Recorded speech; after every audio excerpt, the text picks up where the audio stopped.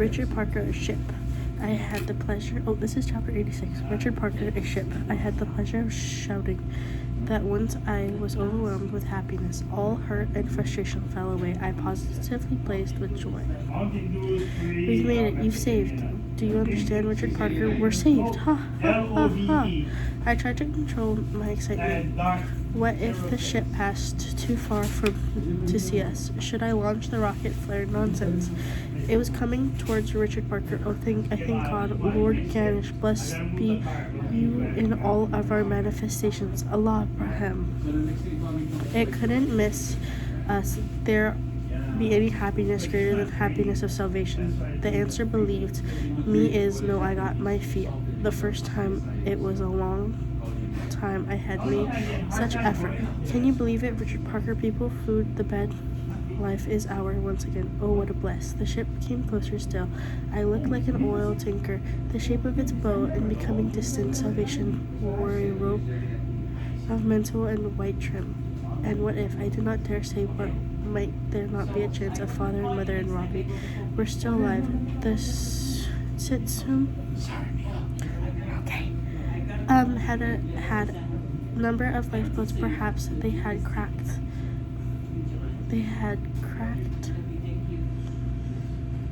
Perhaps they had reached Canada weeks ago and they were anxiously waiting for the news from me. Perhaps I was the only person from the wreck unaccounted for. My God, oil tankers are big. There's a mountain creeping on us. Perhaps we are already Winnipeg. I wonder what house looks like. Do you suppose Richard Parker, the Canadian house, has an inner courtyard traditional Tamil style? Probably not. I suppose that they would fill the snow with winter. There are no peace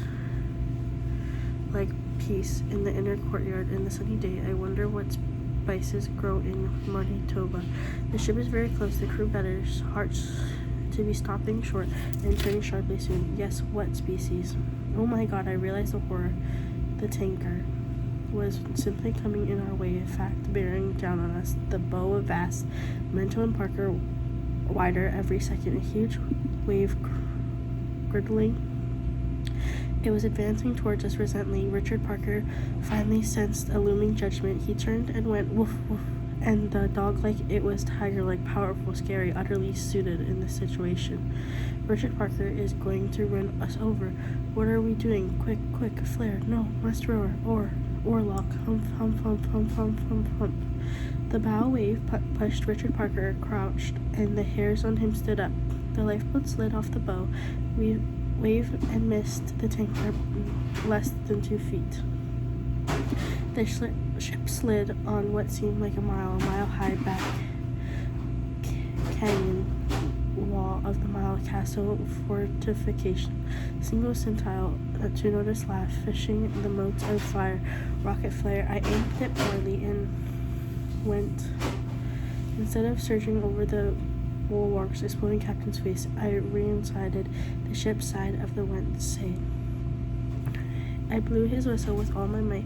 I shouted on top of my lungs, all to no avail. The engines rumbling loudly, the propellers chopping explosively underwater. The ship churned past us and left us bouncing and bobbing in the fourthy wake. After so many weeks of natural sounds, these mechanical noises were strange and awesome and stunned into silence. In less than 20 minutes, a ship of 300,000 tons became a speck of the horizon. When I turned away, Richard Parker was still looking in the direction.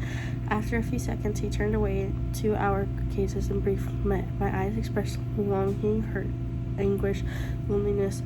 All he was aware of was that something stressful, the momentous had happened, something beyond the outer limits of the understanding. He did not see that salvation barely missed. He only saw the alpha here, and the odd, unpredictable tiger had been very excited. He settled down another nap and stole the comment of the event and cranky meow. I love you. The words burst out in pure infinite and feeling flooded my chest. Truly I do.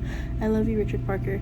If I didn't have you now, I don't know what I would do. I don't think I would make it. No, I won't. Would die hopelessness. Don't give up, Richard Parker. Don't give up. I'll get you land. I promise.